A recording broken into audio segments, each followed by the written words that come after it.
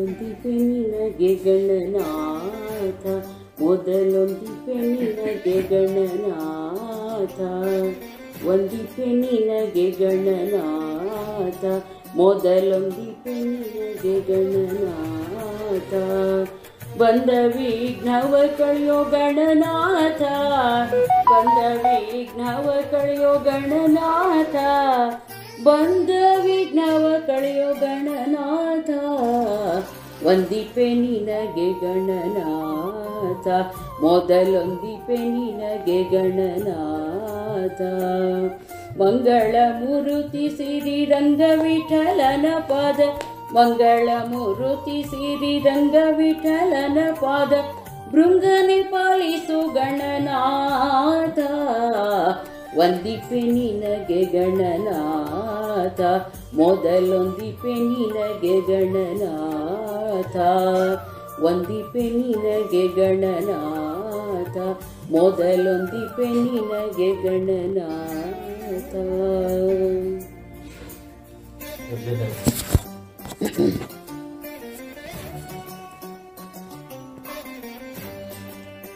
ಪರಮ ಸಾತ್ವಿಕ ಕೃಷ್ಣ ಶರ್ಮರು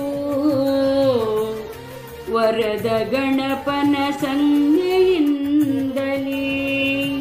ಪರಮ ಸಾತ್ವಿಕ ಕೃಷ್ಣ ಶರ್ಮರು ವರದ ಗಣಪನ ಸಂಜ್ಞೆಯಿಂದಲೇ ಭರದಿ ಸೇವಿಸಿ ಭಜಿಸಿ ಪೂಜಿಸೆ ತನ್ನ ಸತಿ ಸಹಿತ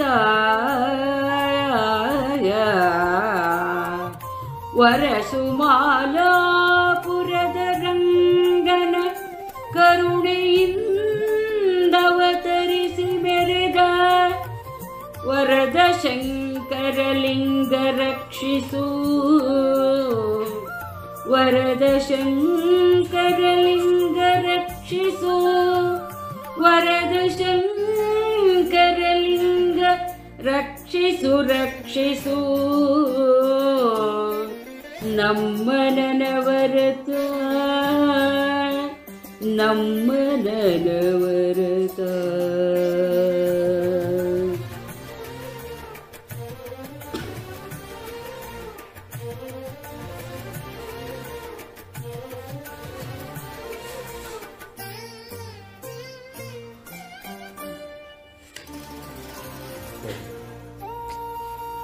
ವಕ್ರತುಂಡ ಮಹಾಕಾಯ ಕೋಟಿಸೂರ್ಯ ಸಮಪ್ರಭಾ ನಿರ್ವಿಘ್ನಂ ಕುರು ಮೇ ದೇವ ಸರ್ವಕಾರ್ಯೇ ಸರ್ವದಾ ಭಕ್ತಮಾನಸ ಹಂಸಾಯ ಸಚ್ಚಿದಾನಂದರೂಪಿಣೇ ನಮಃ ಶಂಕರಲಿಂಗಾಯ ಸದ್ಗುರುಮೋ ನಮಃ ಸದ್ಗುರುಮೂರ್ತಯೇ ನಮಃ. ಯಸ್ಯಾಂತರ್ನಾದಿಮಧ್ಯಂ ನ ಹಿ ಕರಚರಣಂ ನಾಮ ಗೋತ್ರಂ ನ ಸೂತ್ರಂ ನ ಜಾತಿರ್ನೈನ ವರ್ಣ ನ ಭವತಿ ಪುರುಷೋ ನಾನುಪುಂಸಂ ನ ಸ್ತ್ರೀ ನಾಕಾರಂ ನೋ ವಿಕಾರಂ ನೈಜ ನಿಮರಣಂ ನಾಸ್ತಿ ಪುಣ್ಯಂ ನ ಪಾಪಂ ನೋ ತತ್ವಂ ತತ್ವಮೇಕಂ ಸಹಜ ಸಮರಸಂ ಸದ್ಗುರುಂ ತ್ವಂ ನಮಾಮಿ ಸದ್ಗುರುಂ ತ್ವಂ ನಮಾಮಿ. ಯಸ್ಯಾಂತರ್ನಾದಿಮಧ್ಯಂ ಆದಿಮಧ್ಯಾಂತರಹಿತನಾದ ಪರಮಾತ್ಮ ಅವನೇ ಸದ್ಗುರು. ಅವನ ರೂಪ ಏನು? ನಿರ್ಗುಣ. ನೈಕರ ಚರಣಂ, ನಮ್ಮಂತೆ ಕಾಲು ಕೈ ಇಲ್ಲ ಅಂದರೆ ಅವನು ನಿರ್ಗುಣ ರೂಪ ಅಂತ. ನಾಮ ಗೋತ್ರ, ಅವನಿಗೆ ಯಾವ ಹೆಸರು ಇಲ್ಲ, ನಾವಿಟ್ಟಿದ್ದ ಹೆಸರು. ಗೋತ್ರ ಯಾವ ಗೋತ್ರ ಇಲ್ಲ, ನಮಗೆಲ್ಲ ಗೋತ್ರಗಳಿವೆ, ವಿಶ್ವಾಮಿತ್ರ ಕಾಶ್ಯಪ ಇತ್ಯಾದಿ. ಅವನಿಗೆ ಯಾವ ಗೋತ್ರ ಇಲ್ಲ. ನ ಸೂತ್ರಂ, ಯಾವುದೇ ಸೂತ್ರ ಇಲ್ಲ. ನ ಜಾತಿರ್ನೈವ ವರ್ಣ, ಅವನಿಗೆ ಯಾವ ಜಾತಿ ಇಲ್ಲ. ಬ್ರಾಹ್ಮಣ ಲಿಂಗಾಯತಿ ಇತ್ಯಾದಿ ಯಾವ ಜಾತಿ ಇಲ್ಲ. ವರ್ಣ ಅಂದರೆ ಚತುರ್ವರ್ಣಗಳು, ಬ್ರಾಹ್ಮಣ ಕ್ಷತ್ರಿಯ ವೈಶ್ಯ ಶೂದ್ರ, ಆ ವರ್ಣಗಳು ಇಲ್ಲ. ನ ಭವತಿ ಪುರುಷೋ ನಾನಪುಂಸಂ ನ ಚ ಸ್ತ್ರೀ, ಅವನು ಪುರುಷನೂ ಅಲ್ಲ, ಅವನು ನಪುಂಸಕನೂ ಅಲ್ಲ, ಸ್ತ್ರೀಯೂ ಅಲ್ಲ. ಅಂದರೆ ಲಿಂಗ ಭೇದಗಳೇನಿವೆ ಅವು ಇಲ್ಲ. ನಕಾರಂ ನೋ ವಿಕಾರಂ, ಅವನಿಗೆ ಆಕಾರವಿಲ್ಲ, ವಿಕಾರವೂ ಇಲ್ಲ. ನಹಿ ಜನಿ ಮರಣಂ, ಅಂದರೆ ಅವನು ಹುಟ್ಟಲ್ಲ, ಸಾಯಲ್ಲ. ನಮಗೆಲ್ಲ ಪುನರಪಿ ಜನನಂ ಪುನರಪಿ ಮರಣಂ ಪುನರಪಿ ಜನನಿ ಜಠರೇ ಶಯನಂ ಅಂತೇಳಿ ನಾವು ಹುಟ್ಟಿದ್ದೆ, ಆಮೇಲೆ ಸತ್ತಿದ್ದೆ. ಅವನಿಗೆ ಜನನ ಮರಣಗಳಿಲ್ಲ. ಜನನ ಮರಣಗಳನ್ನು ಜಯಿಸಿದವನು ಮುಕ್ತ. ನಾಸ್ತಿ ಪುಣ್ಯಂ ನ ಪಾಪಂ, ಪುಣ್ಯವೂ ಇಲ್ಲ ಪಾಪವೂ ಇಲ್ಲ. ನಮಗೆಲ್ಲ ಪುಣ್ಯ ಪಾಪ ಇದೆ, ಒಳ್ಳೇದು ಮಾಡಿದ್ರೆ ಪುಣ್ಯ, ಕೆಟ್ಟದ್ದು ಮಾಡಿದ್ರೆ ಪಾಪ ಇತ್ಯಾದಿ. ನೋ ತತ್ವಂ ತತ್ವಮೇಕಂ, ನೋ ತತ್ವಂ ಯಾವುದೇ ತತ್ವ ಅವನಿಗಿಲ್ಲ. ಆದರೆ ತತ್ವಮೇಕಂ ಏಕತತ್ವ ಇದೆ. ಸಹಜ ಸಮರಸಂ ಸದ್ಗುರುಂ ತಮ್ಮನಮಾಮಿ, ಇವುಗಳ ಸಮರಸವೇ ಸದ್ಗುರು, ನಿನಗೆ ನಮಸ್ಕಾರ ಅಂತ ಹೇಳಿ. ನೋಡಿ, ಏಕತತ್ವಂ ಅಲ್ಲಿವರೆಗೂ ಬರೀ ನಾ ಅಂತ ಬಂದಿದೆ, ಅಂದರೆ ಅಲ್ಲ ಅಲ್ಲ ಅಲ್ಲ ಅಂತ. ಇದೊಂದು ವಿಧಾನ, ನೇತಿಗಳಿಯೋ ವಿಧಾನ ಅಂತ ಸಂಸ್ಕೃತದಲ್ಲಿ ಬಳಸ್ತಾರೆ. ವಸ್ತುಗಳನ್ನು ಅಲ್ಲ ಅಲ್ಲ ಅಲ್ಲ ಅಂತ ಹೇಳ್ಕೊಂಡು ಹೋದರೆ ಆಮೇಲೆ ಯಾವುದಿದೆಯೋ ಅದು ಹೌದಾದ್ದು ನಮಗೆ ಗೊತ್ತಾಗುತ್ತೆ ಅಂತ. ಈ ಒಂದು ವಸ್ತುವನ್ನು ತಿಳಿಸೋ ವಿಧಾನ, ಬಹಳ ಸೂಕ್ಷ್ಮವಾದ ವಸ್ತುವನ್ನು ತಿಳಿಸೋ ವಿಧಾನಕ್ಕೆ ನೇತಿಗಳಿಯೋದು ಅಂತ ಶಂಕರಾಚಾರ್ಯ ಇದನ್ನು ಭಾಳ ಬಳಸಿದ್ದಾರೆ. ಮನೋಬುದ್ಧಿ ಅಹಂಕಾರ ಚಿತ್ತಾನಿನಾಹಂ ಚಿದಾನಂದ ರೂಪ ಶಿವೋಹಂ ಶಿವೋಹಂ ಅಂತ ಆತ್ಮಾಷ್ಟಕದಲ್ಲಿ ಬರುತ್ತೆ. ಇದಲ್ಲ ಕೊನೆಗೆ ಯಾವುದೋ ಅದನ್ನು ಅವರು ತಿಳಿಸ್ತಾರೆ. ಹಾಗೆ ಈ ಕೊನೆಗೆ ಇಲ್ಲೆಲ್ಲ ಏಕತತ್ವಂವರೆಗೂ ಎಲ್ಲ ಅಲ್ಲ ಅಲ್ಲ ಅಂತ, ಕೊನೆಗೆ ಏಕತತ್ವಂ ಸಹಜ ಸಮರಸಂ ಅಂತ, ಅದು ಇಲ್ಲಿ ಹೌದಾದ್ದೇನು ಏಕತತ್ವ. ಏನು ಏಕತತ್ವ ಅಂತಂದರೆ ಇರುವಿಕೆಯೇ ತತ್ವ. ಇರುವಿಕೆ ಅಂತಂದರೆ ಸತ್ಯ ಸ್ವರೂಪ, ಯಾವಾಗಲೂ ಇರೋದು, ಅವಿನಾಶಿಯಾಗಿರೋದು. ಅದು ಹೋಯ್ತು ಬಂತು ಅವೆಲ್ಲ ಇಲ್ಲ, ಯಾವಾಗಲೂ ಇರುತ್ತೆ. ಪ್ರಳಯಕ್ಕೆ ಮುಂಚೆ, ಪ್ರಳಯ ಸಮಯದಲ್ಲಿ, ಪ್ರಳಯ ನಂತರ ಸದಾಕಾಲ ಇರತಕ್ಕಂಥ ವಸ್ತುವಿಗೆ ಸತ್ಯವಸ್ತು. ಯಾವುದೇ ಬದಲಾವಣೆಯಾಗದೇ ಇರತಕ್ಕಂಥ ವಸ್ತುವಿಗೆ ಸತ್ಯವಸ್ತು. ಅಂಥ ಸತ್ಯವಸ್ತುವೇ ನಮ್ಮ ಸದ್ಗುರು. ಪರಮಾತ್ಮ ಅಂದರೂ ಒಂದೇ, ಸದ್ಗುರು ಒಂದೇ. ಅವನಿಗೆ ನಾವು ನಮಿಸೋಣ ಅಂತ ಹೇಳಿ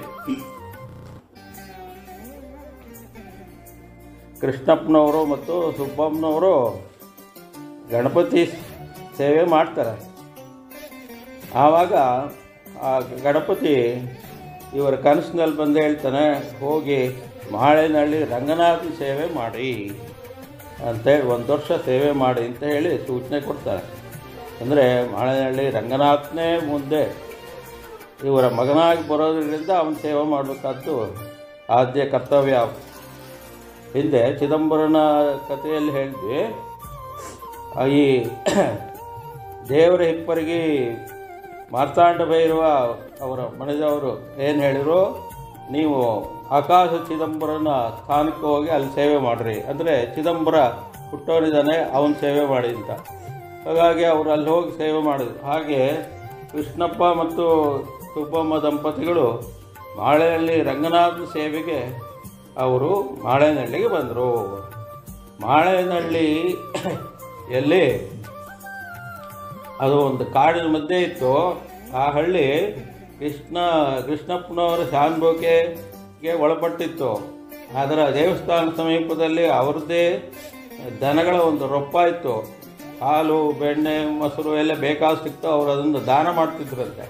ಬಹಳ ದೊಡ್ಡ ಸಾಹುಕಾರ, ಅಂಥ ಸ್ಥಿತಿಯಲ್ಲಿದ್ದರು. ಆಮೇಲೆ ರಂಗನಾಥನ ಸೇವೆಗೆ ಯಾವಾಗ ಶಾನುಭೋಗರು ಬಂದರೋ ಅಲ್ಲಿ ಹಳ್ಳಿ ಜನ ಏನು ಮಾಡಿದ್ರು, ಅವರಿಗೆ ಬೇಕಾದ ಅನುಕೂಲತೆಗಳನ್ನೆಲ್ಲ ಮಾಡಿಕೊಟ್ರಂತೆ. ಯಾಕೆಂದರೆ ಊರು ಶಾನುಭೋಗರು ಅಂತ ಹೇಳಿ ಅದು ಕಾಡಿನ ಮಧ್ಯೆ ಇತ್ತು ದೇವಸ್ಥಾನ. ಅವರಿಗೆ ಬೇಕಾದ ವಸತಿ ಎಲ್ಲ ಸೌಕರ್ಯವನ್ನು ಮಾಡಿಕೊಟ್ರು. ಆಮೇಲೆ ಈ ಒಂದು ಅವತಾರ ಪುರುಷರು ಹುಟ್ಟಬೇಕಾದ್ರೆ ತಂದೆ ತಾಯಿಗಳು ಎಂಥರು ಇರಬೇಕಪ್ಪ, ಅವರು ಸಾತ್ವಿಕರು ಇರಬೇಕು, ಆಮೇಲೆ ದೈವಿ ಭಕ್ತ ಉಳ್ಳವರಾಗಿರಬೇಕು, ಆಮೇಲೆ ಶ್ರದ್ಧೆ ಇರಬೇಕು. ಅವೆಲ್ಲ ಗುಣಗಳಿದ್ರೇ ಭಗವಂತ ಮಗನಾಗಿ ಬರೋದು. ಆದ್ದರಿಂದ ಕೃಷ್ಣಪ್ಪನವರು ಮತ್ತು ಸುಬ್ಬಮ್ಮ ದಂಪತಿಗಳು ಬಹಳ ಸಾತ್ವಿಕ ವೃತ್ತಿಯವರಾಗಿದ್ದರು. ಆಮೇಲೆ ಅವರ ಮನಸ್ಸಿನಲ್ಲಿ ಕೆಟ್ಟದೆಂಬುದೇ ಬರ್ತಿಲ್ಲ. ಯಾವಾಗಲೂ ಪರಮಾತ್ಮನ ಧ್ಯಾನದಲ್ಲಿರ್ತಾಯಿದ್ರು, ಭಕ್ತಿಯನ್ನು ಮಾಡ್ತಾಯಿದ್ರು. ಅಂಥ ಒಳ್ಳೆಯವರ ಗರ್ಭದಲ್ಲಿ ಪರಮಾತ್ಮ ಜನಿಸೋದಕ್ಕೆ ಸರಿಯಾದ ಒಂದು ಸಮಯವನ್ನು ನೋಡ್ತಾ ಇದ್ದ. ಮಾಳದಲ್ಲಿ ರಂಗನಾಥನ ಸೇವೆ ದಿವಸ ಪೂಜೆ ಮಾಡೋದು, ಆಮೇಲೆ ನೈವೇದ್ಯ, ಮಂಗಳಾರತಿ, ಆಮೇಲೆ ಪ್ರದಕ್ಷಿಣೆ, ಹೆಜ್ಜೆ ನಮಸ್ಕಾರ ಇತ್ಯಾದಿ ಹಾಡುಗಳನ್ನು ಹೇಳೋದು ಯಾವಾಗಲೂ ಅವನ ಸ್ಮರಣೆಯಲ್ಲಿ ಇರೋದು. ಈ ರೀತಿಯಾಗಿ ಮಾಳೇನಹಳ್ಳಿಯಲ್ಲಿ 1 ವರ್ಷದವರೆಗೆ ಅವರು ಸೇವೆ ಮಾಡಬೇಕಾಗಿತ್ತು. ಸೇವೆ ಇನ್ನೇನು ಮುಕ್ತಾಯವಾಗುತ್ತೆ ಇನ್ನು ಕೆಲವು ದಿನಗಳಲ್ಲಿ ಅನ್ನೋ ಸಂದರ್ಭದಲ್ಲಿ ಸುಬ್ಬಮ್ಮನವರಿಗೆ ಒಂದು ಕನಸಾಯಿತು.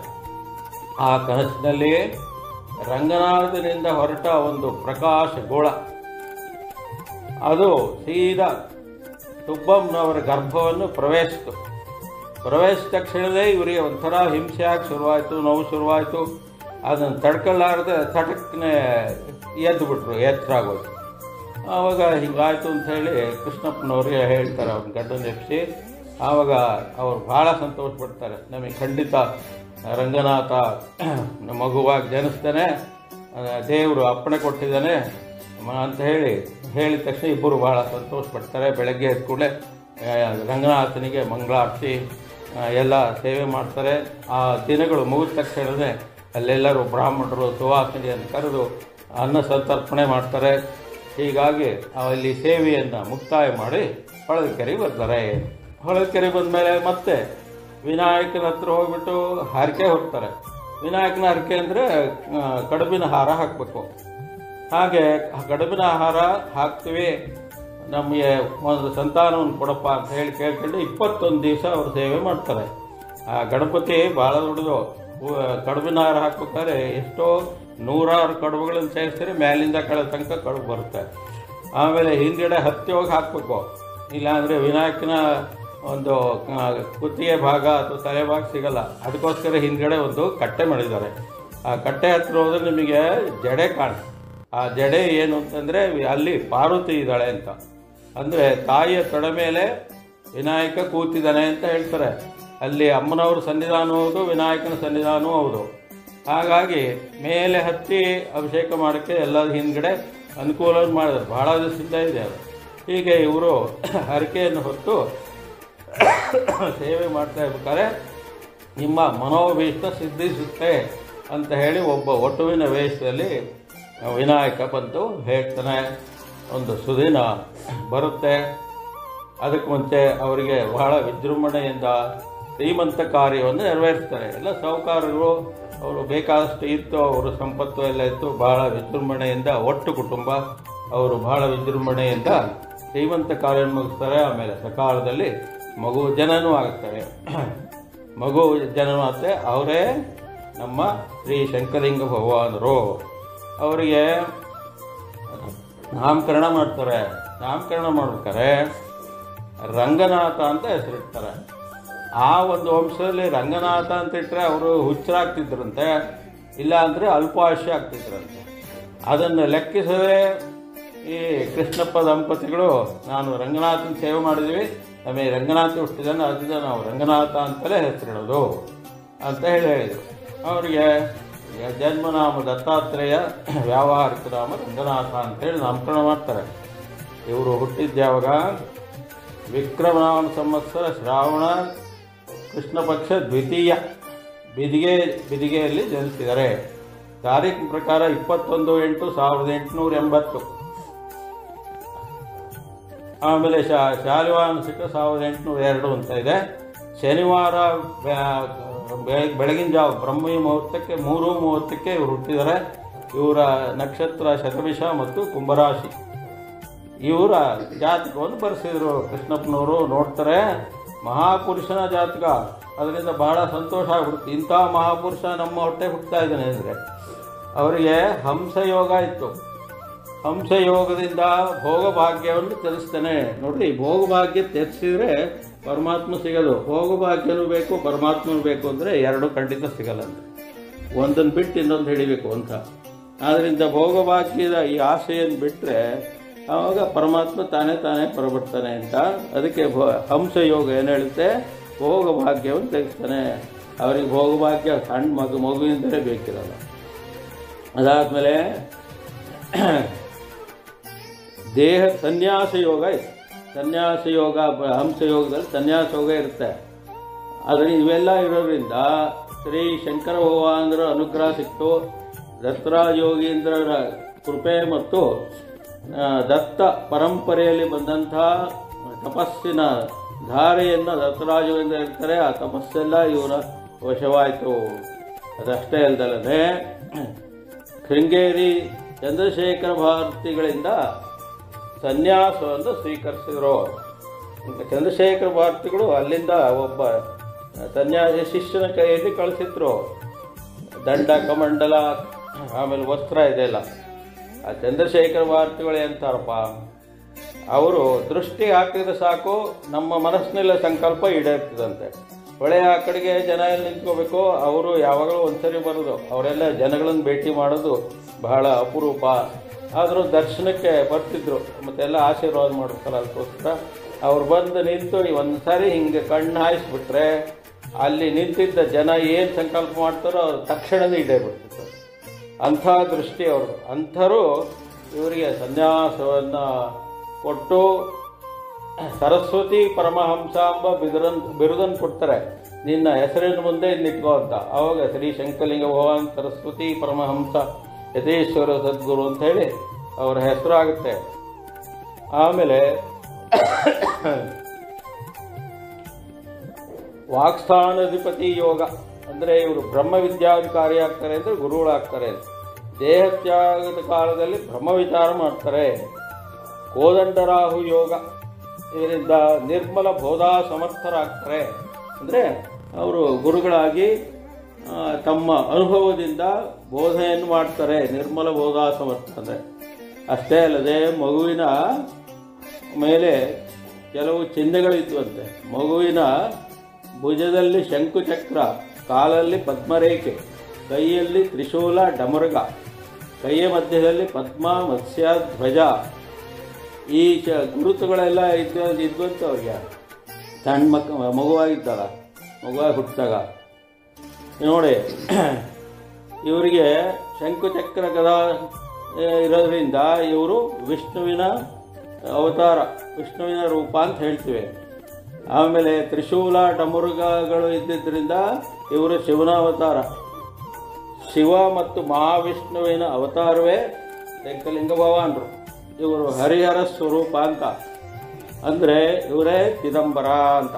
ಯಾಕೆಂದರೆ ಚಿದಂಬರ ಹರಿಹರ ಸ್ವರೂಪನೇ, ವಿಷ್ಣು ಮತ್ತು ಶಿವ ಅವನೇ. ಮತ್ತು ಇಲ್ಲಿ ಅವತರಿಸಿದ ತಾನೇ ಕೊಟ್ಟ ಒಂದು ಸೂಚನೆಯಂತೆ ತುಂಗಭದ್ರೆಯ ದಕ್ಷಿಣಕ್ಕೆ ಚಿದಂಬರ ಅವತಾರ ಆಗಿದೆ ಅಂತ ಹೇಳ್ತೀವಿ.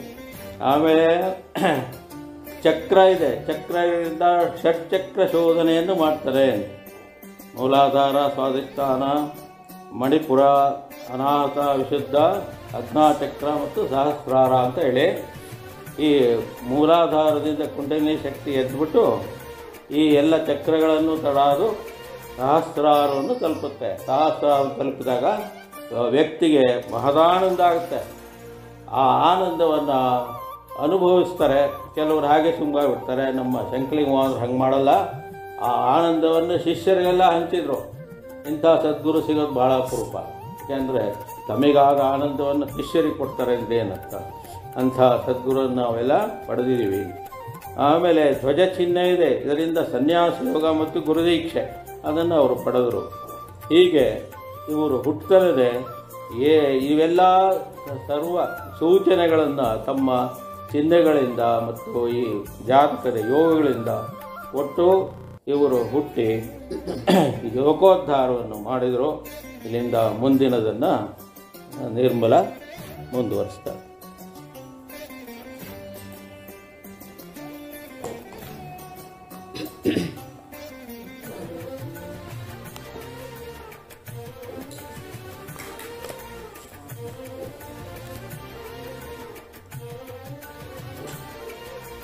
ಬಂಧುವರ್ಗದ ಮಿತ್ರವರ್ಗದ ಹಿಂದಣಾಶ್ರಯ ದಾತವರ್ಗದ ವಂದನೆಯ ಕೈಕೊಂಡು ಮೋಕ್ಷಾಪೇಕ್ಷಿಗಳ ಮಾಡಿ ಬಂಧುರದೊಳಧ್ಯಾತ್ಮ ಸಾಧಕ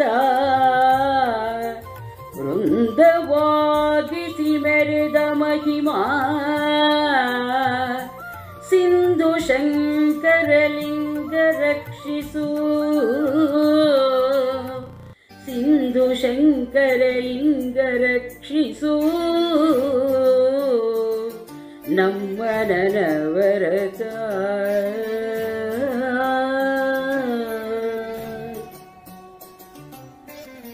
ಸದ್ಗುರುವಿನ ಪಾದಾರವಿಂದಗಳಿಗೆ ನಮಸ್ಕರಿಸಿ, ಎಲ್ಲ ಗುರುಭಕ್ತರ ಪಾದಾರವಿಂದಗಳಿಗೆ ನಮಸ್ಕರಿಸಿ, ಈ ನಾನೇನು ಹೇಳಿದೆ ಇದನ್ನು ಅಣಜಿ ಸತ್ಯಣ್ಣ ಅವರು ಈ ಒಂದು ಪದ್ಯವನ್ನು ತುಂಬ ಸುಂದರವಾಗಿ ಬರೆದಿದ್ದಾರೆ.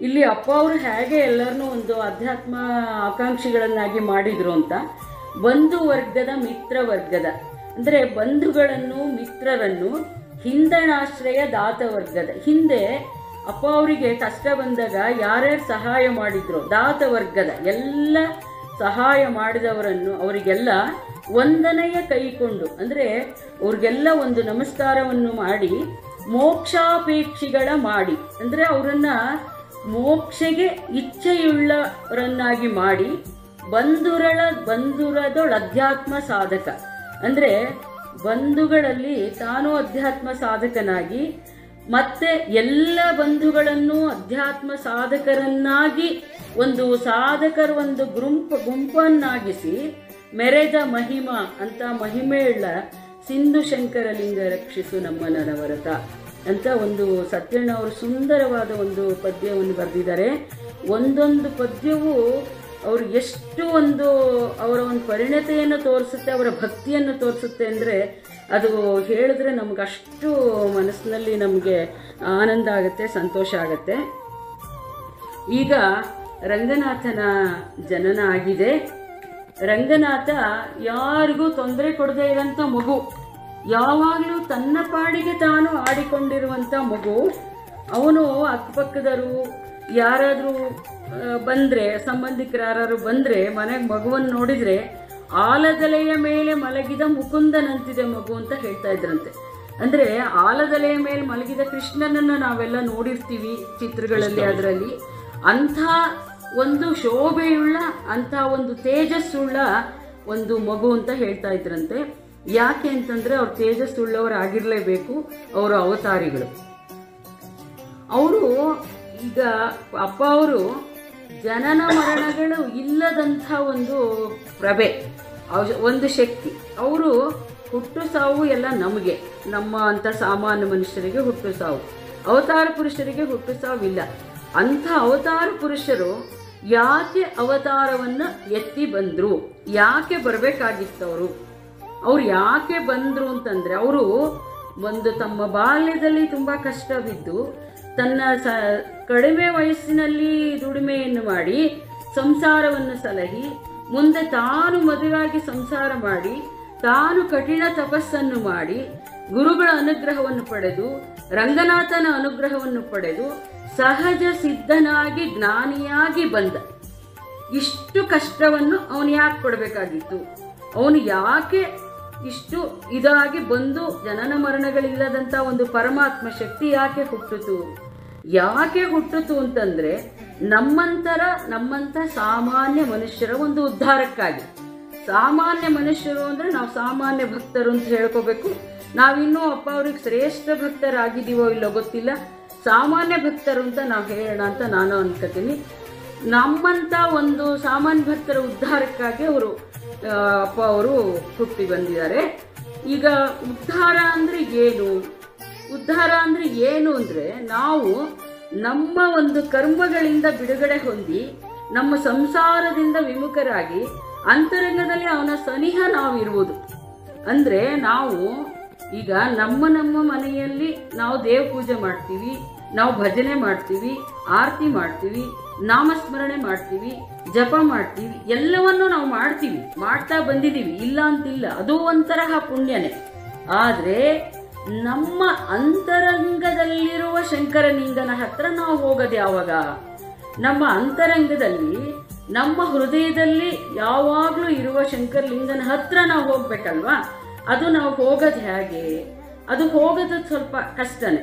ಅದು ಹೇಗೆ ಅಂದರೆ ನಾವು ಸತತ ನಾಮಸ್ಮರಣೆ, ನಾವು ನಾನು ಅಂದರೆ ಅಹಂಕಾರ, ನನ್ನದು ಅಂದರೆ ಮಮಕಾರ, ನಾನು ನನ್ನದು ಎರಡು ಅಹಂಕಾರ ಮಮಕಾರಗಳನ್ನು ಕಡಿಮೆ ಮಾಡ್ಕೊತಾ ಬಂದು ನಾವು ನಮ್ಮ ಒಂದು ನಾಮಸ್ಮರಣೆಯನ್ನು ಜಾಸ್ತಿ ಮಾಡಿ ನಾವು ದಿನಾ ಒಂದು ಮಾನಸ ಪೂಜೆಯನ್ನು ಒಂದು ಟೈಮ್ನಲ್ಲಿ ಇಟ್ಕೊಂಡು ಮಾಡ್ತಾ ಬಂದರೆ ಶಂಕರಲಿಂಗ ಭಗವಾನರು ತೆರೆದ ಪುಸ್ತಕವಾಗಿ ಬಿಡ್ತಾರೆ. ಅಂದರೆ ಅಪ್ಪ ಅವರು ತೆರೆದ ಪುಸ್ತಕ ಅಂದ್ರೆ ಏನು ಅಂತಂದ್ರೆ ಅಪ್ಪ ಅವರು ನಮಗೆ ತುಂಬಾ ಹತ್ತಿರ ಆಗಿಬಿಡ್ತಾರೆ ಅಂತ ಒಂದು ಹೇಳಿಕೆ.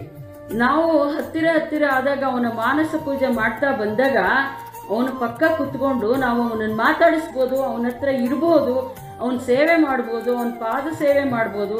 ನಾವು ಸಂಪೂರ್ಣ ಶರಣಾಗತಿಯನ್ನು ಹೊಂದಿ ಅವನ ಪಾದದಲ್ಲಿ ಒಂದಿನ ಲೀನವಾಗಿ ಐಕ್ಯವಾಗ್ಬೋದು.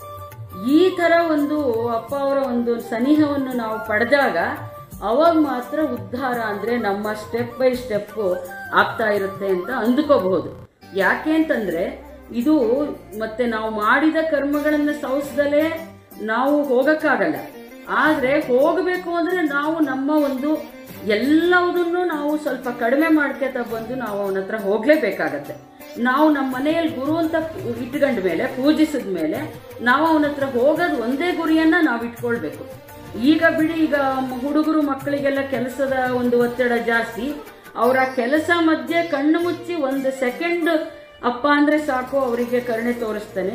ಈಗ ನಾವೇನಿದ್ದೀವಿ, ನಾವೆಲ್ಲ ಒಂದು ಸ್ವಲ್ಪ ವೃದ್ಧರಾಗಿ ನಾವು ಕಾಲವನ್ನು ಕಳೀತಾ ಇದ್ದೀವಲ್ಲ, ನಾವು ಇದನ್ನ ಜಾಸ್ತಿ ಉಪಯೋಗಿಸ್ಕೊಂಡು ಗುರುವಿನ ಸನಿಹ ಹೋಗಕ್ಕೆ, ಗುರುವಿನ ಹೃದಯದೊಳಗೆ ಜಾಗೃತವನ್ನಾಗಿ ಮಾಡಕ್ಕೆ ನಾವು ಬಹಳ ಒಂದು ಪರಿಶ್ರಮವನ್ನು ಪಡಬೇಕು, ಹೋಗಬೇಕು, ಹೆಚ್ಚಿನ ಭಕ್ತಿಯಿಂದ ಗುರುಭಕ್ತರಾಗಬೇಕು ಅಂತ ಒಂದು ನನಗೆ ಅನಿಸುತ್ತೆ. ಒಂದೇ ಒಂದು ಬ್ರಹ್ಮ ಚೈತನ್ಯರ ಸಂಗತಿಯನ್ನು ನಾನು ಹೇಳಿಬಿಟ್ಟು ಮುಂದಕ್ಕೆ ಹೋಗ್ತೀನಿ, ಅಪ್ಪ ಅವ್ರ ಚರಿತ್ರೆಗೆ ಹೋಗ್ತೀನಿ. ಒಂದ್ಸರಿ ಬ್ರಹ್ಮ ಚೈತನ್ಯರ ಹತ್ರ ಒಬ್ರು ಭಕ್ತರು ಬರ್ತಾರೆ. ಅವರು ಅರಿಕೆ ಮಾಡ್ಕೊಳ್ತಾರೆ, ಮಹಾಸ್ವಾಮಿ ಅಂತ ನಮಸ್ಕಾರವನ್ನು ಮಾಡಿ ಬ್ರಹ್ಮ ಚೈತನ್ಯರ ಹತ್ರ ಬರ್ತಾರೆ. ಅವರು ಹೇಳ್ತಾರೆ, ಸ್ವಾಮಿ ನಾನು 20 ವರ್ಷದಿಂದ ಒಂದೇ ಸಮ ಶ್ರದ್ಧೆಯಿಂದ ನಾಮಸ್ಮರಣೆ ಮಾಡ್ತಾ ಇದ್ದೀನಿ, ಆದರೆ ನನಗೆ ಏನು ಅನುಭವನೂ ಆಗಿಲ್ಲ, ಯಾಕೆ ಈ ಥರ ಆಗ್ತಾ ಇದೆಯೋ ನನಗೆ ಗೊತ್ತಿಲ್ಲ ಅಂತ. ಅವಾಗ ಬ್ರಹ್ಮ ಚೈತನ್ಯರು ಹೇಳ್ತಾರೆ, ಅವಾಗಲ್ಲಪ್ಪ 20 ವರ್ಷದಿಂದ ಶ್ರದ್ಧೆಯಿಂದ ಮಾಡ್ತಿದ್ರೆ ಏನಾರು ಒಂದು ಆಗ್ಬೇಕಲ್ವಾ, ಯಾಕಾಗಿಲ್ಲ ಅಂತ ಕಣ್ಮುಚ್ಕೊಂಡು ಕೂತ್ಕೊತಾರೆ. ಕಣ್ಮುಚ್ಕೊಂಡು ಕುತ್ಕೊಂಡಾಗ ಅವರು ಮತ್ತೆ ಸ್ವಲ್ಪ ಹೊತ್ತಿನಲ್ಲಿ ಕಣ್ಬಿಟ್ಟು ಹೇಳ್ತಾರೆ, ಅಲ್ಲಪ್ಪ ನೀನು ಮಾಡಿದ ನಾಮಸ್ಮರಣೆ ಎಲ್ಲ ನಿನ್ನ ಕರ್ಮಾಂತರಕ್ಕೆ ಹಂಚ್ತಾ ಇದೆಯಲ್ಲಪ್ಪ, ಎಲ್ಲ ವಜಾ ಆಗ್ತಾ ಇದೆ, ಎಲ್ಲ ಹೋಗಿ ಅಲ್ಲಿಗೆ ನಿನ್ನದು ಕರ್ಮ ಜಾಸ್ತಿ ಇದೆ, ನೀನು ಮಾಡ್ದಂಗೆ ಅಲ್ಲಿ ಹೋಗಿ ವಜಾ ಆಗ್ತಾ ಇದೆ, ಕರ್ಮ ಕಳೀತಾ ಇದೆ. ಅಂದರೆ ನೀನು ಇನ್ನೂ ಜಾಸ್ತಿ ಮಾಡಬೇಕು, ಒಂದಲ್ಲ ಒಂದಿನ ನಿನಗೆ ಅನುಭವ ಆಗುತ್ತೆ ಅಂತ. ಅಂದರೆ ನಾವು ಇದರಲ್ಲಿ ಎಷ್ಟು ತೊಡಗಬೇಕು, ಇದರಲ್ಲಿ ನಾವು ಎಷ್ಟು ಭಾಗಿಯಾಗಬೇಕು, ಅಪ್ಪನವರನ್ನು ನಾವು ಸೇವೆ ಮಾಡುವುದಕ್ಕೆ ನಾವು ಎಷ್ಟು ಹೆಚ್ಚಿಗೆ ಅವರ ಹತ್ರ ಹೋಗಬೇಕು ಅನ್ನೋದಕ್ಕೆ ಇದು ಒಂದು ಭಕ್ತಿಯುತ ಉದಾಹರಣೆ ಅಂತ ನಾನು ಅನ್ಕೊಳ್ತೀನಿ. ಈಗ ಅಪ್ಪನವರ ಒಂದು ಮನೆ ವೈಭವ ಅವ್ರದ್ದು ಹೇಗಿತ್ತು ಅಂತ ಒಂದು ಅಲ್ಲಿಗೆ ಬರೋಣ. ಅವ್ರದ್ದು ಅಪ್ಪನವರ ಒಂದು ಭಾರಿ ವೈಭವ. ಅವ್ರ ಮನೆ ಬಹು ಶ್ರೀಮಂತಿಕೆ. ಅವರು ಒಂದು ಕುಲಕರ್ಣಿಕರಾಗಿದ್ರು ಅಂತ ಹೇಳ್ತಾರೆ ಹೊಳಲ್ಕೆರೆಯಲ್ಲಿ. ಅವರು ಸಮಷ್ಟಿ ಕುಟುಂಬ, ಭಾರಿ ವೈಭವ ಅವ್ರದ್ದು ಒಟ್ಟು ಕುಟುಂಬ. ಅವರು 8 ಹಳ್ಳಿ ಶಾನುಭೋಗಿಕೆಯನ್ನು ಮಾಡ್ತಾ ಇರ್ತಾರೆ. 500 ಎಕರೆ ಕುಷ್ಕಿ ಜಮೀನು ಇರುತ್ತೆ, ಮತ್ತು 60 ಎಕರೆ ತೋಟ ಇರುತ್ತೆ, ಮತ್ತು ಮಾಳೇನಹಳ್ಳಿ ಪಕ್ಕದಾಗೆ ದೇವಾಲಯದಲ್ಲಿ ಬಳಿ ದನಗಳ ರೊಪ್ಪ ಇದ್ದಿತ್ತು ಅಂತ ಈಗ ಇವ್ರು ಹೇಳಿದ್ರು. ಅಂದರೆ ಬಹಳ ಹಸುಗಳನ್ನು ಒಂದು ಕಟ್ಟಿ ಹಾಕುವ ಒಂದು ಮನೆ ಅಥವಾ ಒಂದು ಶೆಡ್ ಅಂತ ಇರ್ಬೋದು, ಅದಕ್ಕೆ ರೊಪ್ಪ ಅಂತ ಹೇಳಬಹುದು ಅಂತ ಕಾಣುತ್ತೆ. ಅವರು ಪಶು ಸಂಪತ್ತು, ಭಾರಿ ಪಶು ಸಂಪತ್ತು. ಅವರು ದಿನಾ ಹಾಲು ಮೊಸರನ್ನ ಬಡಬಗ್ಗರಿಗೆ ಹಂಚ್ತಾ ಇರ್ತಾರೆ. ಆಮೇಲೆ ಪೆಟ್ಟಿಗೆ ಗಾಡಿ, ಮೇನೆ ಅವ್ರಿಗೆಲ್ಲ ಸಜ್ಜಾಗಿರ್ತವೆ. ಎಲ್ಲಿಗೆ ಹೋಗಬೇಕು ಅಂದರೂ ಅವರು ಮೇನೆಯಲ್ಲಿ ಹೋಗ್ತಾ ಇರ್ತಾರೆ. ಎಲ್ಲದಕ್ಕೂ ಆಳುಕಾಳುಗಳಿರ್ತಾರೆ. ಶಾನುಭೋಗಕ್ಕೆ ಅಂದರೆ ಸುಂಕ ವಸೂಲಿಗೆ ಅವರು ಕುದುರೆಯ ಮೇಲೆ ಬರ್ತಾ ಇರ್ತಾರೆ. ಕುದುರೆಯನ್ನು ಬಿಳಿ ಕುದುರೆಯನ್ನು ಸಾಕಿರ್ತಾರೆ, ಅದಕ್ಕೊಬ್ಬ ಆಳಿರ್ತಾನೆ. ಪಶು ಸಂಪತ್ತನ್ನ ಅವರು ಅದನ್ನ ಒಂದು ಮಾಡೋಕ್ಕೆ ಆಳುಕಾಳುಗಳಿರ್ತಾರೆ. ಮ್ಯಾನಗಳನ್ನು ಹೊರುವುದಕ್ಕೆ ಆಳುಕಾಳುಗಳಿರ್ತಾರೆ. ಮನೆಯಲ್ಲಿ ಆಳು ಎಲ್ಲ ಇರ್ತಾರೆ. ಇಷ್ಟು ಸಂಪತ್ತು, ಇಷ್ಟು ವೈಭವ, ಅವ್ರ ರಾಜ ಮರ್ಯಾದೆ ಇರುತ್ತೆ. ಅವ್ರಿಗೆ ಬೇಕಾದಷ್ಟು ಆದಾಯ ಇರುತ್ತೆ. ಅಂತಹ ಸಮಷ್ಟಿ ಕುಟುಂಬ ಕೃಷ್ಣಪ್ಪನವ್ರದ್ದು. ಕೃಷ್ಣಪ್ಪನವರು ಕೇವಲ ಶಾನುಭೋಗಕ್ಕೆ ಮಾತ್ರ ನೋಡ್ಕೊಳ್ತಾ ಇರ್ತಾರೆ ಅಂತ. ಇದರಲ್ಲಿ ಒಬ್ಬೊಬ್ಬರು ಬಹುಶಃ ಹಂಚ್ಕೊಂಡಿರ್ಬೋದು ಅಂತ ಕಾಣುತ್ತೆ. ಅವರು ಶಾನುಭೋಗಿಕೆಯನ್ನು ನೋಡ್ಕೋತಾ ಇರ್ತಾರೆ. 1976ರಲ್ಲಿ 1880ರಲ್ಲಿ ಅಪ್ಪ ಅವರ ಜನನ ಆಗತ್ತೆ. 1900 1876ರಲ್ಲಿ ಒಂದು ಭೀಕರ ಬರಗಾಲ ಬಂದ್ಬಿಡುತ್ತೆ. ಭೀಕರ ಬರಗಾಲ ಬಂದಾಗ ಅವರು ಏನು ಮಾಡ್ತಾರೆ, ಒಂದು ದೊಡ್ಡ ದೊಡ್ಡ ಕೊಳಗಗಳಲ್ಲಿ ಬಂಗಾರದ ಆಭರಣಗಳು, ಬೆಳ್ಳಿ ಪಾತ್ರೆಗಳು ಎಲ್ಲವನ್ನು ಮನೆಯ ಪಡಸಾಲೆಯಲ್ಲಿ, ಅಂದರೆ ಈಗ ನಾವು ಹಾಲ್ ಅಂತ ಏನು ಹೇಳ್ತೀವಿ, ಆ ಪಡಸಾಲೆಯಲ್ಲಿ ದೊಡ್ಡದಾಗಿ ಗುಂಡಿಗಳನ್ನು ತೆಗೆದು ಅದರಲ್ಲಿ ಹೂಳ್ತಾರೆ. ಬಹುಶಃ ಬರಗಾಲ ಬಂದು ಎಲ್ಲ ಹಸಿವಿನ ಒಂದು ಕೂಗಿರುತ್ತೆ, ಬಹುಶಃ ಕಳ್ತನ ಆಗ್ಬೋದು ಅನ್ನೋ ಒಂದೇನಾದರೂ ಆ ಥರ ಮನಸ್ಸಿಗೆ ಬಂದು ಆ ಥರ ಒಂದು ಎಲ್ಲವನ್ನು ಹೂಳಿರ್ತಾರೆ ಅಂತ ಕಾಣುತ್ತೆ. ಎಲ್ಲವನ್ನು ಪಡಸಾಲೆಯಲ್ಲಿ ಹೂಳಿರ್ತಾರೆ. ಬರಗಾಲ ಕಡಿಮೆ ಆಗ್ತಾ ಬರುತ್ತೆ. ಆವಾಗ ಬರಗಾಲ ಕಡಿಮೆ ಆಗ್ತಾ ಬಂದು ಒಂದು ಸಮಾಜ ಒಂದು ಸುಸ್ಥಿತಿಗೆ ಬಂದಾಗ ಅವನ್ನೆಲ್ಲ ತೆಗಿತಾರೆ. ತೆಗೆದಾಗ ಅಲ್ಲೇನೂ ಇರಲ್ಲ, ನಿಧಿ ಎಲ್ಲವೂ ಸರಿದು ಬಿಟ್ಟಿರುತ್ತೆ. ನಿಧಿ ಅಂದ್ರೆ ಏನಪ್ಪ ಅಂದರೆ ಅದು ಲಕ್ಷ್ಮಿ. ಇಷ್ಟ ಬಂದರೆ ಆಕೆ ಇರ್ತಾಳೆ, ಇಲ್ಲದೆ ಇದ್ದರೆ ಆಕೆ ಇರಲ್ಲ. ಎಲ್ಲ ಕೊಳಗಗಳು ಸರಿದು ಬಿಟ್ಟಿರ್ತವೆ, ಒಂದೂ ಇರಲ್ಲ.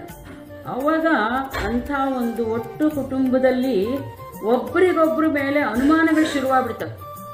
ದಾಯಾದಿತನ ಶುರುವಾಗ್ಬಿಡುತ್ತೆ, ಅನುಮಾನಗಳು ಶುರುವಾಗ್ಬಿಡ್ತವೆ ಒಬ್ಬರ ಮೇಲೊಬ್ರು. ಆವಾಗ ಅವರ ಸಂಸಾರ ಒಂದು ಉಳಿಯಲ್ಲ. ಅವರು ಒಬ್ರಿಗೊಬ್ರು ಬೇರೆ ಆಗ್ಬಿಡ್ತಾರೆ. ಕುಟುಂಬದಲ್ಲಿ ಬೇರೆ ಆದಾಗ ಇವರು ಕೃಷ್ಣಪ್ಪನವರು ಒಂದು ಒಂದು ಭಕ್ತಿ ಕೃಷ್ಣಪ್ಪನವರಿಗೆ ಬಹಳ ಜಾಸ್ತಿ. ಅವ್ರಿಗೆ ಏಕದಮ್ ಒಂದು ಕಷ್ಟ ಬಂದ್ಬಿಡತ್ತೆ. ಅವಾಗ ಅವರು ಬಸಾಪುರಕ್ಕೆ ಬರ್ತಾರೆ. ಬಸಾಪುರಕ್ಕೆ ಬಂದಾಗ ಸುಬ್ಬಮ್ಮನವರು ಗರ್ಭಿಣಿ. ಅವಾಗ ಬಸಾಪುರದಲ್ಲಿ ಒಂದು ಗುಡಿಸಲನ್ನು ಹಾಕ್ಕೊಂಡಿರ್ತಾರೆ ಅವರು. ನೋಡಿ ಎಂಥ ಒಂದು ಪರಿಸ್ಥಿತಿ. ಒಂದು ದೊಡ್ಡ ಕುಟುಂಬ, ಸಮಷ್ಟಿ ಕುಟುಂಬ, ದೊಡ್ಡ ದೈವಭಕ್ತ ಕುಟುಂಬ, ಆಮೇಲೆ ಬೇಕಾದಷ್ಟು ಸ್ಥಿತಿವಂತರಿದ್ದರು. ಏಕದಮ್ ಒಂದು ಗುಡಿಸಲಿಗೆ ಬಂದುಬಿಟ್ರು. ಪರಮಾತ್ಮ ಅವನ ಇಚ್ಛೆಗೆ ಹೆಂಗಿರುತ್ತೋ ಹಾಗೆ ಈಗ ಏಕದಮ್ಮು ಅಂತ ಇದರಲ್ಲಿದ್ದರೂ ಗುಡಿಸಲಿಗೆ ಬಂದ್ಬಿಟ್ರು. ಅವ್ರ ಮನಸ್ಥಿತಿ ಹೇಗಾಗಿರ್ಬೇಡ. ಅವರು ಕಟ್ಟು ಕುದುರೆಯ ಮೇಲೆ ಬರ್ತಾ ಇದ್ರಂತೆ. ಅದನ್ನೆಲ್ಲ ಕಂಡಂತರು ಬಸಾಪುರದ ಒಂದು ಜನ. ಅವಾಗ ಬಸಾಪುರದ ಜನ ತುಂಬ ಮರುಗ್ತಾರೆ ಇವ್ರನ್ನ ನೋಡ್ಬಿಟ್ರು. ಅವರಿಗೆ ಬಹಳ ದುಃಖವಾಗ್ಬಿಡತ್ತೆ. ಕೆಲವ್ರ ಹೆಸರನ್ನ ಇಲ್ಲಿ ಇದು ಮಾಡಿದ್ದಾರೆ, ದೊಡ್ಡ ಬಸಪ್ಪ, ರಾಚಪ್ಪ, ವೀರಭದ್ರಯ್ಯ, ಕಾಳಪ್ಪ ಅಂತ. ಇವರೆಲ್ಲ ಬಹಳ ಒಂದು ದುಃಖದಿಂದ ಮರುಗಿ ಇಂಥ ಸ್ಥಿತಿ ಬಂದ್ಬಿಡ್ತು ಅಂತ. ಅವಾಗ ಅವರು ಒಂದು ಬಸಾಪುರದ ಆಂಜನೇಯನ ದೇವಸ್ಥಾನದಲ್ಲಿ ವಸತಿಗೆ ಅವರು ಅನುಕೂಲ ಮಾಡಿಕೊಡ್ತಾರೆ. ಅಲ್ಲಿ ಕೃಷ್ಣಪ್ಪನವರು ಸುಬ್ಬಮ್ಮನವ್ರನ್ನ ಇಟ್ಕೊಂಡಿರ್ತಾರೆ. ಮಗು ಹುಟ್ಟಬೇಕಾದ್ರೆ ಹೊಳಲ್ಕೆರೆಗೆ ತಮ್ಮ ಮನೆಗೆ ಬಂದು ಸ್ವಲ್ಪ ದಿನ ಜನನ ಆದಮೇಲೆ 3 ತಿಂಗಳಾದಮೇಲೆ ಮತ್ತೆ ಬಸಾಪುರಕ್ಕೆ ಬಂದ್ಬಿಡ್ತಾರೆ. ಬಸಾಪುರದಲ್ಲಿ ಇರ್ತಾರೆ. ಮಗುವಿಗೆ ಅನ್ನಪ್ರಾಶನವನ್ನು ಮಾಡ್ತಾರೆ. ಮಗು ಏನೂ ಮುಟ್ಟಲ್ಲ, ಅದಕ್ಕೆ ಯಾವುದರಲ್ಲೂ ಆಸಕ್ತಿ ಇಲ್ಲ. ಆದರೆ ನಾವೇ ಒಂದು ನಮ್ಮ ಮಕ್ಕಳಿಗೆ ಅನ್ನಪ್ರಾಶನ ಮಾಡಿದಾಗ ಅಷ್ಟು ಎಲ್ಲ ಸಿಹಿಗಳನ್ನಿಟ್ಟಾಗ ಒಂದು ತಗೊಳ್ದಿದ್ರೆ ನಮಗೆ ದುಃಖ, ಮುಂದೆ ಇವನೇನು ತಿಂದನು ಅಂತ. ನಮಗೆ ಯಾವ್ದಾದ್ರು ಒಂದು ತಗೊಳ್ಳೇಬೇಕು, ತಗೊಂಡ್ರೆ ಮಾತ್ರ ಮನಸ್ಸಿಗೆ ಸಂತೋಷ. ಆದರೆ ಅಪ್ಪ ಅವರು ಇದ್ರು, ಏನು ಮುಟ್ಲಿಲ್ಲ, ಅವ್ರು ಯಾವುದರಲ್ಲೂ ಆಸಕ್ತಿ ಇರಲಿಲ್ಲ ಅವ್ರಿಗೆ. ಒಂದಿನ ಹೀಗೆ ಕೃಷ್ಣಪ್ಪನವರು ತಮ್ಮ ಅಣ್ಣನ ಮಗನನ್ನು ಗುರುಮೂರ್ತಿಯನ್ನು ಮತ್ತು ಅಪ್ಪ ಅವರು ಅಲ್ಲಿ ಆಡ್ತಾ ಇರ್ತಾರೆ. ಅವಾಗ ಗುರುಮೂರ್ತಿ ಶ್ರೀರಾಮ್ ಅಂತನ್ನಪ್ಪ ಅಂತ ಹೇಳ್ತಾರೆ. ಅವಾಗ ಗುರುಮೂರ್ತಿಯವರು ಅನ್ನಲ್ಲ, ಅಲ್ಲೇ ಇದ್ದ ಅಪ್ಪ ಅವರು ಶ್ರೀರಾಮ್ ಅಂತ ಹೇಳ್ತಾನೆ ಇರ್ತಾರೆ.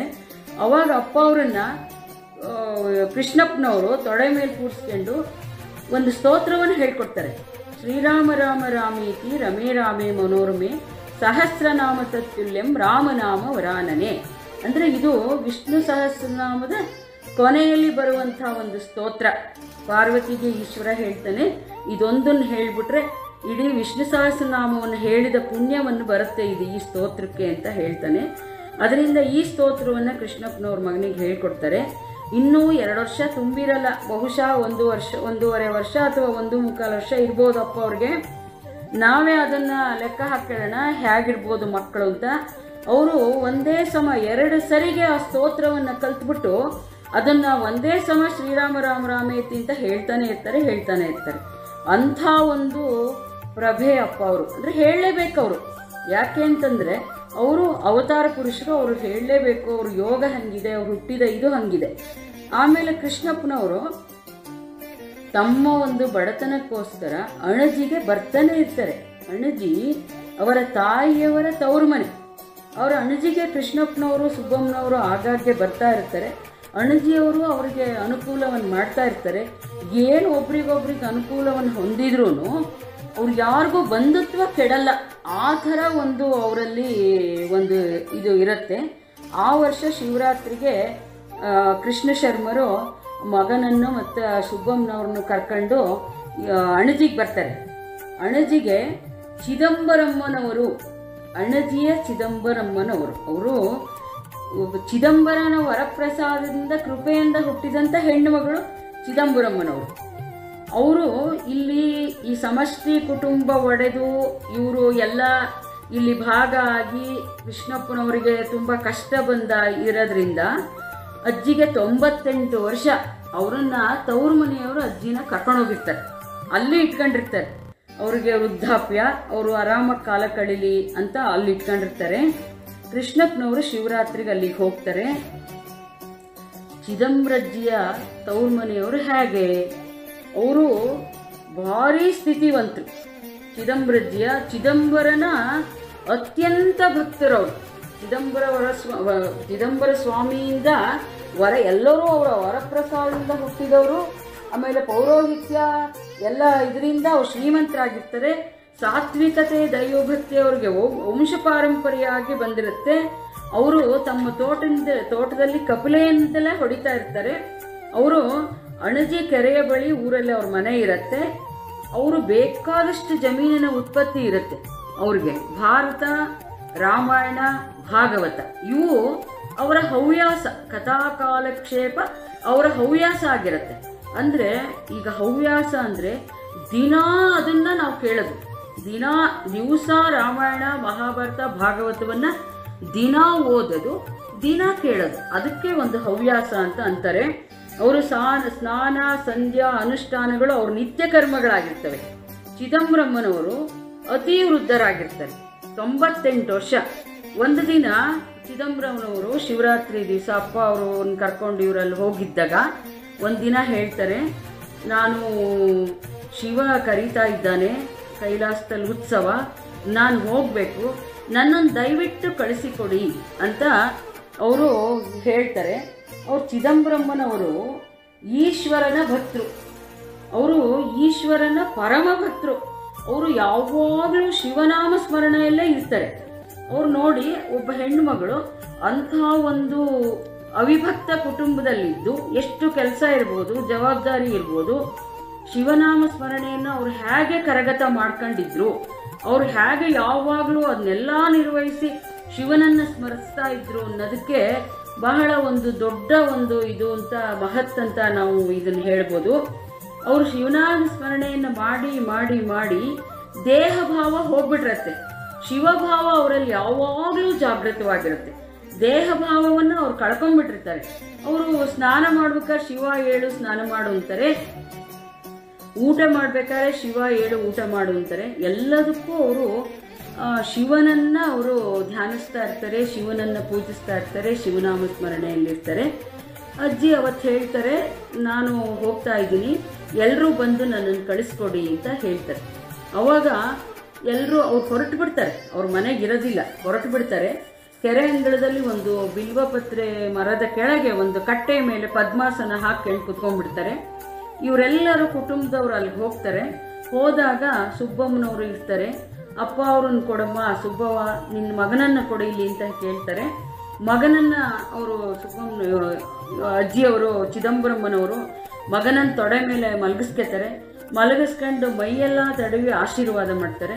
ಸುಬ್ಬಮ್ಮ, ಇವನು ಲೋಕರೀತಿಯ ಮಗನಲ್ಲ, ಇವನು ಶಿವ ಚಿದಂಬರ, ಅಂದರೆ ಇವನು ಅವತಾರಿ ಪುರುಷ, ಅವತಾರ ಪುರುಷನನ್ನು ನೀನು ಸರಿಯಾಗಿ ಸಲಹು ಅಂತ ಹೇಳಿ ಆಶೀರ್ವಾದ ಮಾಡಿಬಿಟ್ಟು ಅವನ ಸ್ವಾಮಿಯನ್ನ ಸುಬ್ಬಮ್ಮನವರಿಗೆ ಕೈಗೆ ಕೊಡ್ತಾರೆ. ಅವಾಗ ಅವರು ಸುಬ್ಬಮ್ಮನವರು ಮಗುವನ್ನು ತೆಗೆದುಕೊಳ್ತಾರೆ. ಆ ತಾಯಿ ಚಿದಂಬರಮ್ಮನವರು ನನ್ನನ್ನು ಕೈಲಾಸದಲ್ಲಿ ಇವತ್ತು ಉತ್ಸವ, ಶಿವ ಕರೀತಾ ಇದ್ದಾನೆ ಅಂತ ತಾವೇ ದೇಹತ್ಯಾಗವನ್ನು ಮಾಡಿಬಿಡ್ತಾರೆ.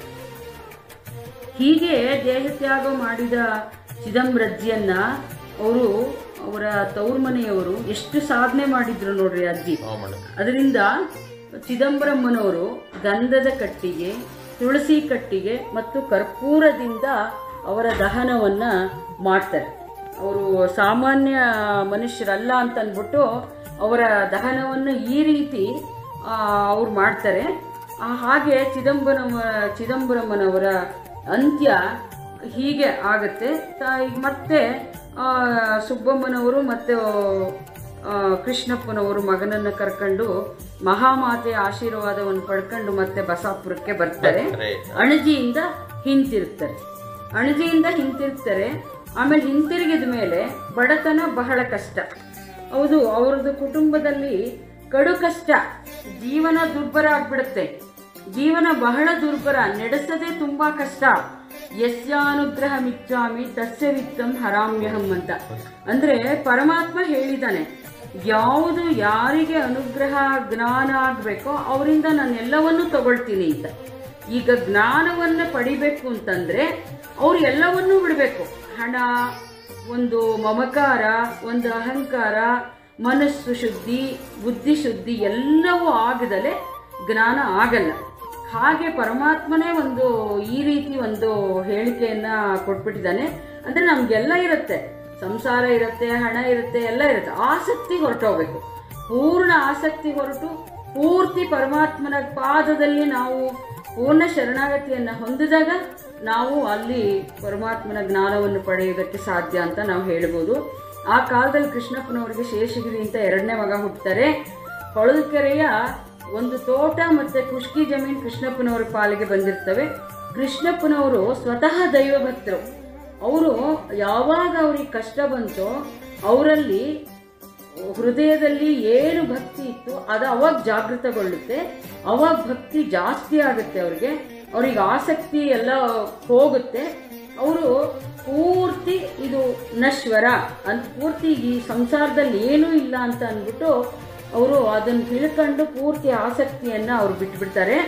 ಅವರು ಅಪರಿಗ್ರಹವನ್ನು ಅವರು ಪರಿಪಾಲಿಸ್ತಾರೆ. ಅಪರಿಗ್ರಹ ಅಂದರೆ ಯಾರಿಂದ ನಾನು ಏನೂ ತೆಗೆದುಕೊಳ್ಳಲ್ಲ ಅಂತ, ಯಾರಿಂದ ಏನೂ ತಗೊಳ್ಳಲ್ಲ. ರೈತರು ಅವ್ರವ್ರ ಕೆಲಸಗಳನ್ನು ಮಾಡ್ಕೊಡ್ತಾ ಇರ್ತಾರೆ, ಕ್ರಯಪತ್ರವನ್ನು ಬರೆಸ್ಕೊಡ್ತಾ ಇರ್ತಾರೆ. ಆದರೆ ರೈತರು ಏನು ಕೊಡ್ತಾರೋ ಅದು, ಈಗ ಕೊಡದೇ ಇದ್ರೆ ಇಲ್ಲವೇ ಇಲ್ಲ. ಆ ಥರ ಒಂದು ಕೃಷ್ಣಪ್ಪನವರು ಮಾಡ್ತಾ ಇರ್ತಾರೆ. ಇದು ಇವತ್ತಿಗೆ ಈ ಒಂದು ಅಪ್ಪನವರ ಚರಿತ್ರೆಯನ್ನು ಇಲ್ಲಿಗೆ ಮುಗಿಸೋಣ.